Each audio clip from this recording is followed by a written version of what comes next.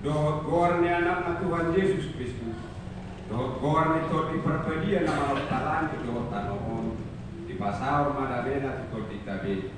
Amin rahmahita magido di tangnya. Pasu-pasu kami oleh badalani, saya pakai ini laku mosudi. Amin. Tapos dito hata, marite bukit yung nomor 37, ay tara tabadi.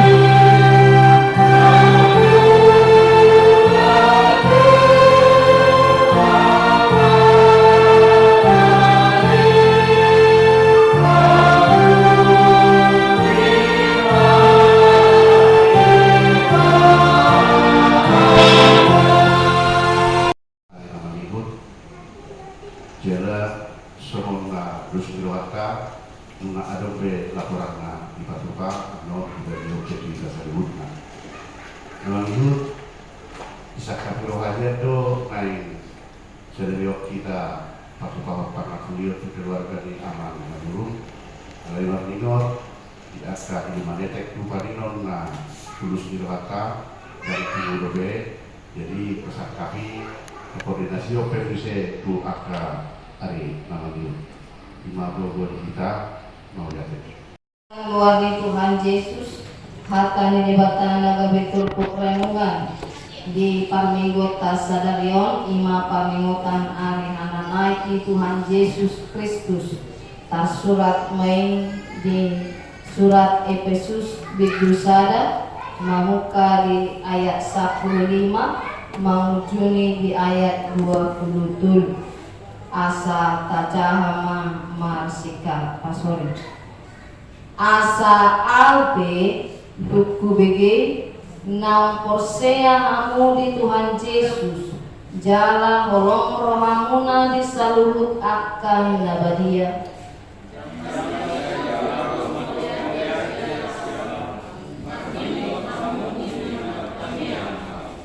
anggia dilehon de batali Tuhata Yesus Kristus amani hasangaponi Tuhamu to dihapistaran dohot pangkapon manada ibana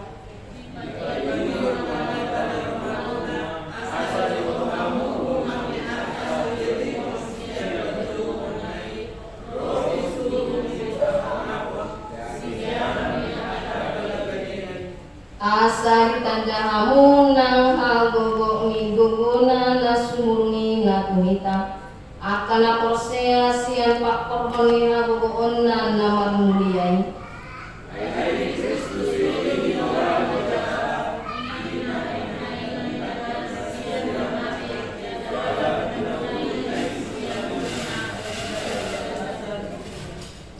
Tugijang minasa harajaw dohot huwaso nang hagogoon dohot hamunyaw nang tugijang minasa goar na tarhatahu daga holani hasyangano dohot do dinaro subut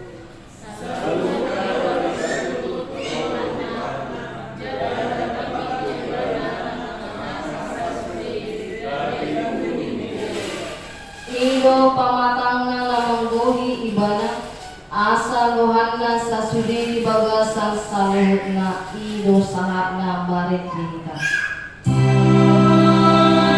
Amen.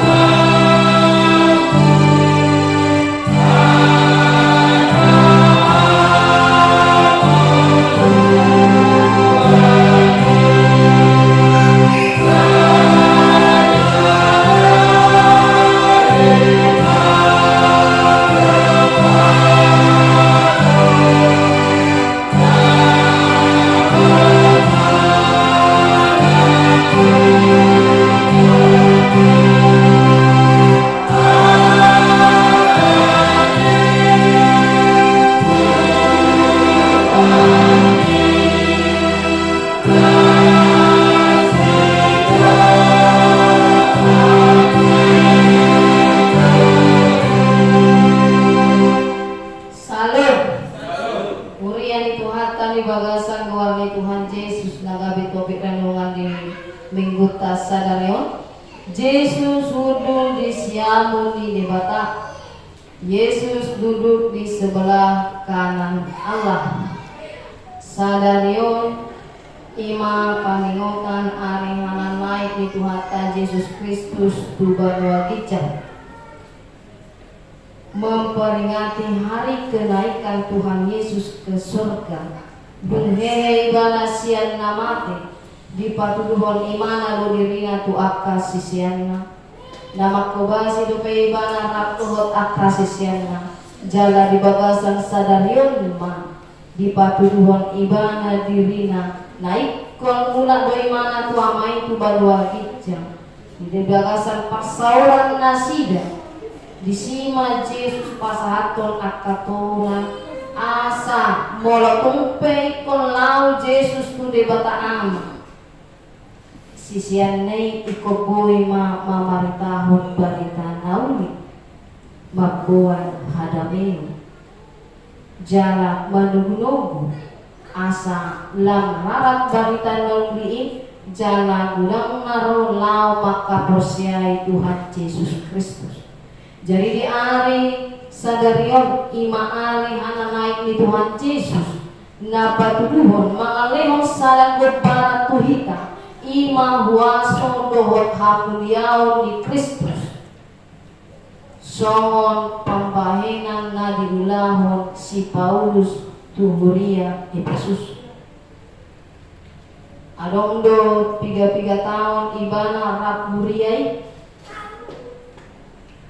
jala ditongos do surato tunasida ala di bagasan hurungan do apostelik siang bagasan hurungan itu di surato ni ganau ngarodo barita tu ibana ngamadok nung ngamar parbuwe be aporsiao ni huria Efesus marhide akka pagdahena tu akka naposea.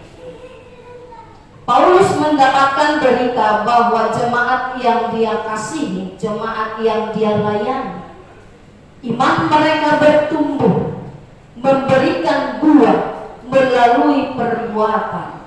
Banyak orang percaya di Efesus dan orang-orang percaya ini juga jemaat Paulus ini yang memberikan penopangan kepada mereka. Karena walaupun mereka sudah menjadi percaya kepada Yesus, tidaklah menjadi kaya secara materi. Mereka dibantu dan saling menolong akan kekurangan, akan segala hal yang mereka butuhkan. Mereka saling menopang, mereka saling membantu, mereka saling memberi penghiburan. Dan ini yang mau disampaikan oleh Paulus. Jumolo dari mana mandok paumiate tuhuriai, jalan matani yang dari mana tuhuriai. Asa margite sian huriaon yang diigil Paulus marsanga makuwati liwatan lanrangan mabarita launi jala di tada portibion mahwaso ni Tuhan Yesus Kristus. Naik ke Tuhan Yesus Kristus ke surga jala hukum do ibana di siamo di bata ama jala di patutuk dosa luhur na adoki hasiana non di toro di patna bahwa menunjukkan Yesus Kristus adalah penguasa. Ketika dia dalam penghakiman hendak disalibkan di kayu salib, tetapi di masa depan dialah seorang hakim. Ibana dolang gabi panguhur di Asiananon. Semua manusia akan menghadap kepada dia karena Allah Bapa sudah menyampaikan kuasa dan penghakiman itu kepada Yesus sendiri. Jalan itu tidak dipapatkan selalu bahwa Yesus Kristus itu adalah Tuhan dan Juru Selamat dan dia adalah menjadi seorang hakim di masa depan. Lalu dari mana mula tu di mata ama udah disiamuni di mata ama ahado lapatan ibana mula tu berdua gija lapar radeong sada inganan hasolana lamarotong tu akan aborsia.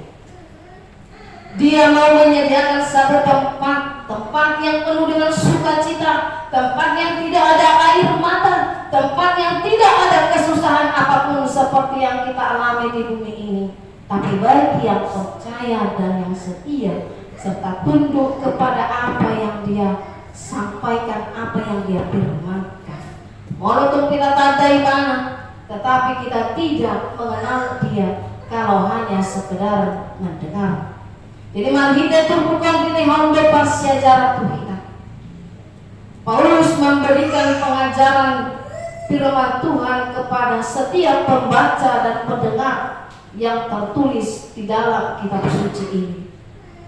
Nah, pacul maka melatihun panadaun di dibata nasitong doa syukur atas pengenalan Allah yang benar.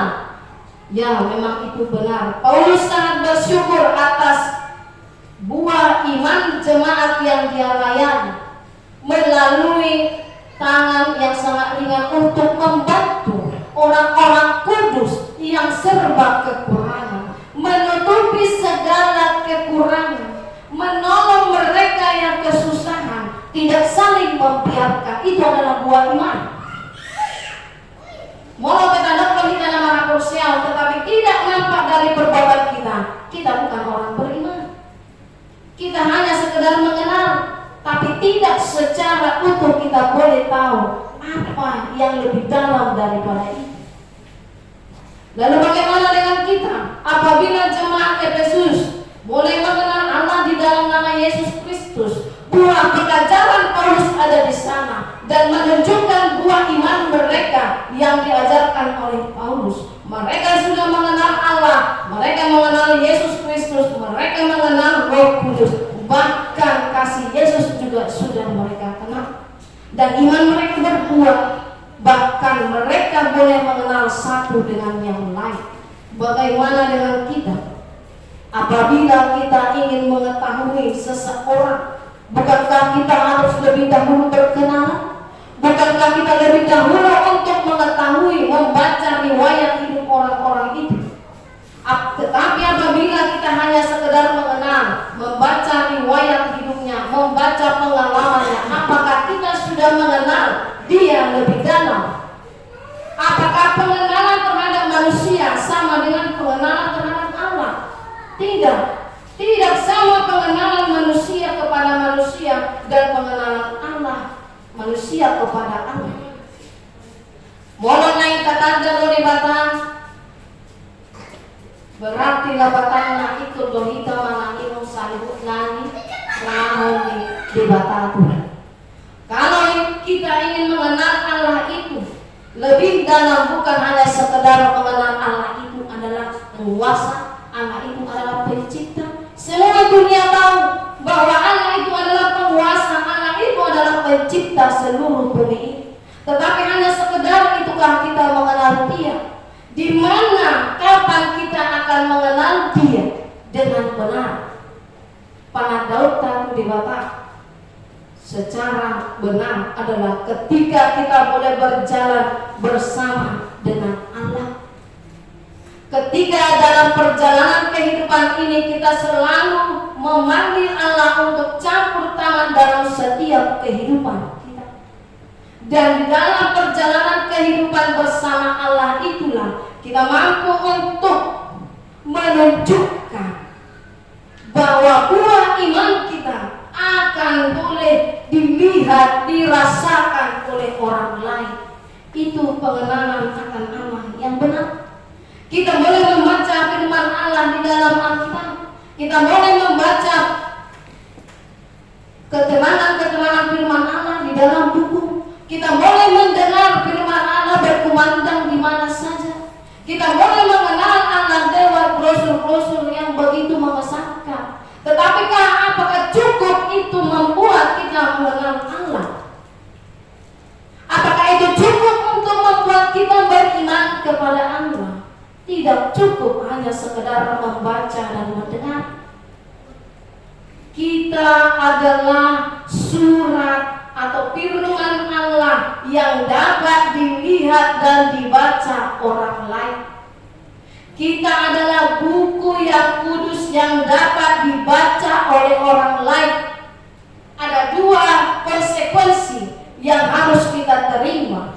Kita ini menjadi buku yang disenangi atau kita ini menjadi buku yang sangat dibenci, bahkan ditolak.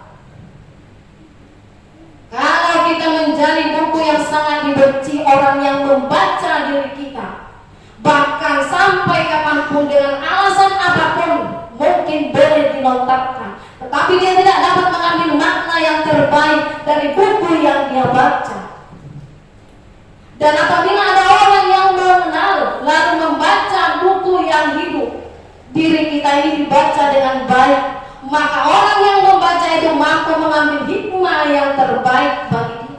Ada manfaat yang baik yang dia ambil, ada pembelajaran hidup yang harus dia bangun, yang harus dia kerjakan dalam kehidupannya. Untuk itu, jemaat yang dikasih Tuhan di dalam nama Yesus, pengenalan Allah tidak hanya sekedar kita menjadi orang Kristen. Pengenalan Allah yang benar tidak hanya sekedar kita boleh hadir di tempat ini, tetapi kita boleh membuat satu prinsip, satu tekad di dalam diri kita, bahwa kita yang beriman, orang percaya, harus menunjukkan buah iman kita dalam kehidupan kita sehari-hari. Sekedar hanya percaya, banyak orang di luar sana percaya bahwa Yesus itu adalah yang tersalib menyelamatkan dunia, tetapi dia tidak mengimani secara dalam bahwa Yesus itu adalah hakim yang akan datang. Kita boleh menunjukkan pengenalan itu lewat cara hidup kita, lewat perjalanan hidup kita bersama dengan Allah, lewat doa-doa kita seperti yang disampaikan oleh Paulus, lewat rasa syukur kita seperti yang dikatakan Paulus, lewat cara hidup kita yang diubah setiap hari, selamanya akan selalu ada pembaharuan yang lebih baik. Kalau boleh kita hidup hari ini kita buruk satu, besok harus buruk setengah. Artinya kita membaharui yang buruk itu hari ini untuk besok kita kerjakan hal yang lebih baik. Karena manusia memang tidak ada yang benar. Karena kita menilai orang lain pun selalu itu menjadi salah. Kita hanya menganggap diri kita menjadi orang benar. Tidak ada orang yang mengakui kesalahan. Makanya orang bilang, kalau orang mengakui kesalahannya, maka penjara itu akan menjadi penuh. Nah, untuk itu menjadi orang percaya dan menjadi orang Kristen tidak hanya sekedar di KTP, tidak hanya sekedar menjadi tampang bagi kita, menunjukkan kita aku orang Kristen, aku orang Kristen. Bagi Tuhan itu tidak ada guna. Lalu kita harus bisa introspeksi diri. Imanku harus berbuah setiap hari. Kita boleh koreksi orang lain lebih dahulu koreksi diri. Kita boleh korek lubang orang lain, korek dulu lubang bagi kita. Kita boleh menilai orang lain, nilai dulu diri kita, karena kita ini memang sama-sama tanah, dan mati pun akan menjadi tanah kembali. Karena kita tidak ada yang berbeda. Ingat, siap tanah dong mudah, naik betul tanah dong mudah. Kalau kita ini sama-sama tanah, lalu apa yang mau kita banggakan? Tidak ada. Kalau kita mencari mati dan balik ke tanah, kita akan menjadi ulat, kembali menjadi debu. Iman kita inilah yang harus kita pertanggungjawabkan. Ketika penghakiman Tuhan datang kembali, kita akan dihakimi dan akan menunjukkan apa yang bekal yang harus kita bawa kepada Allah. Yang kedua, pengharapan dalam panggilannya. Jemaat Efesus memiliki pengharapan yang abadi. Ketika mereka dipanggil percaya kepada Yesus Kristus, ketika mereka dipanggil untuk mengimani Yesus adalah juru selamat dunia, mereka punya pengharapan yang abadi. Bukan pengharapan bayang-bayang, bukan pengharapan hayalan, bukan pengharapan dongeng belaka. Kita boleh berpikir berangan-angan, berhayal, berdongeng, tapi pengharapan itu bukanlah seperti itu. Di dalam Yesus Kristus kita percaya Dia adalah juru selamat kita. Pengharapan kita ada bagi Dia. Dia tidak memberikan pengharapan palsu. Pengharapan yang Dia berikan bukanlah sekedar perasaan samar-samar, bukanlah sekedar perasaan bahwa kita akan selamat nantinya, bukanlah perasaan dalam pengharapan kita adalah orang baik, tetapi pengharapan itu memberikan kita kekuatan untuk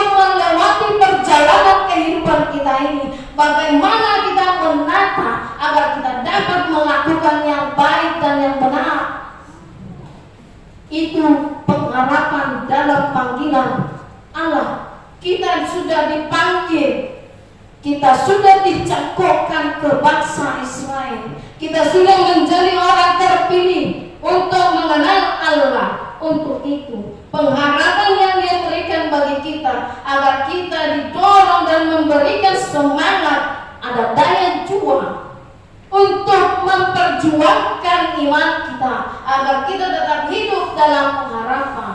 Karena ketika kita mengatakan di manakah Yesus, saya tidak nampak, di situ pengharapan boleh hilang. Tetapi Yesus pergi ke surga, Dia meninggalkan pengharapan yang penuh dengan keabadian. Bahwa Dia katakan Dia akan datang kembali dengan seperti sama Dia ketika naik ke surga. Bagaimana saya naik ke surga, begitu saya akan datang kembali menghakimi dunia ini. Jadi mengenal kuasa Allah adalah kuasa yang membangkitkan Yesus Kristus dari kematian. Berarti kita boleh mengenal pengharapan di dalam Yesus Kristus. Allah yang berkuasa membangkitkan Yesus dari kematian itu adalah kuasa di atas dari segala kuasa. Dia ingin menunjukkan kemuliaannya di dalam nama anaknya Tuhan Yesus Kristus.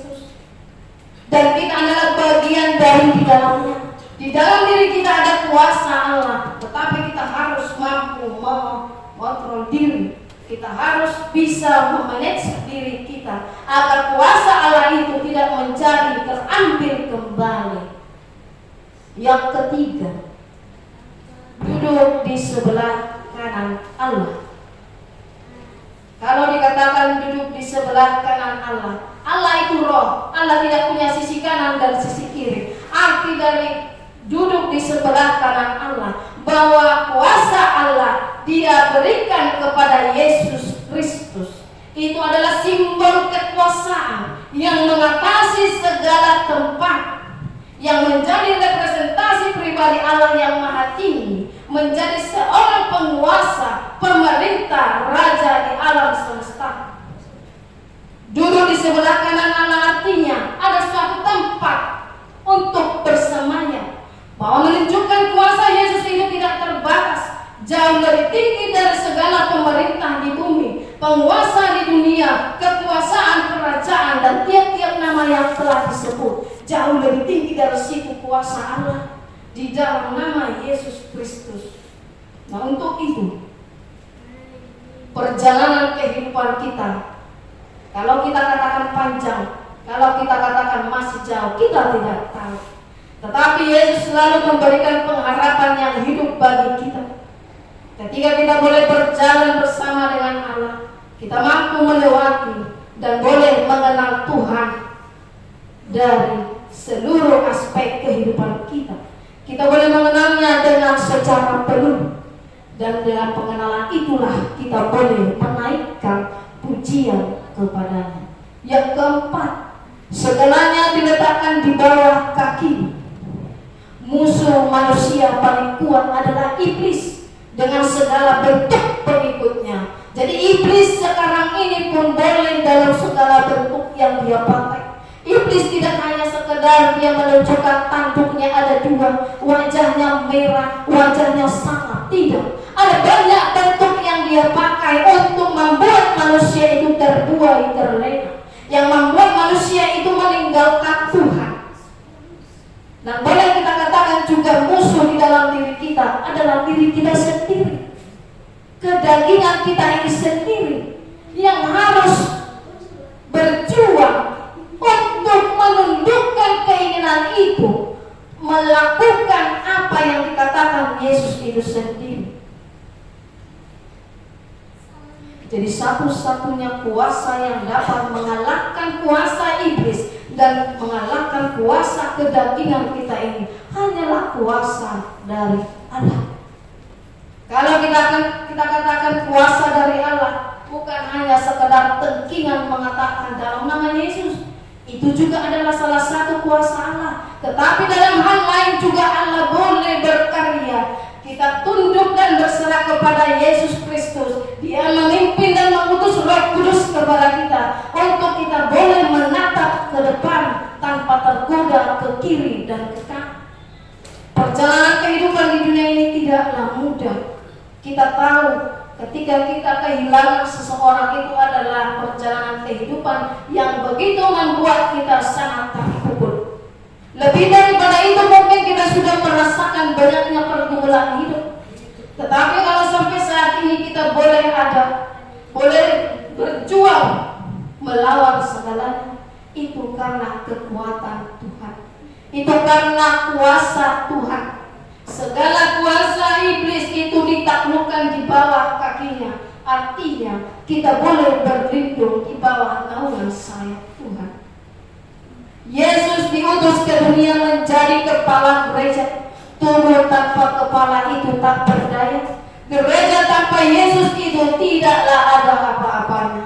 Dialah yang menjadi kepala, dialah yang menata segalanya yang tidak berdaya itu. Jadi untuk itu jemaat yang dikasihi Tuhan di dalam nama Yesus Kristus, hari ini adalah hari peringatan kenaikan Tuhan Yesus ke surga. Adalah satu berita sukacita. Dia kembali ke surga untuk menyediakan tempat terbaik bagi kita. Kapan kita ke sana kita tidak tahu. Kapan kita akan berakhir di dunia ini kita tidak tahu. Untuk mempersiapkan diri kita, mari benahi diri kita. Jadilah orang yang percaya kepada Yesus. Jadilah orang yang beriman. Buatkan imanmu. Jangan lihat iman orang lain. Jangan lihat orang lain. Kalau orang lain menjadi buruk dan tidak menjadi teladan bagimu, jadilah teladan bagi dia. Kalau orang lain tidak bisa menjadi pembelajaran hidup bagi diri kita sendiri, jadilah salah satu yang dapat memberikan pelajaran hidup kepada orang lain. Kalau kita tidak menjadi orang terbaik bagi orang lain dan bagi dunia ini, bagi Tuhan kita adalah orang yang terbaik.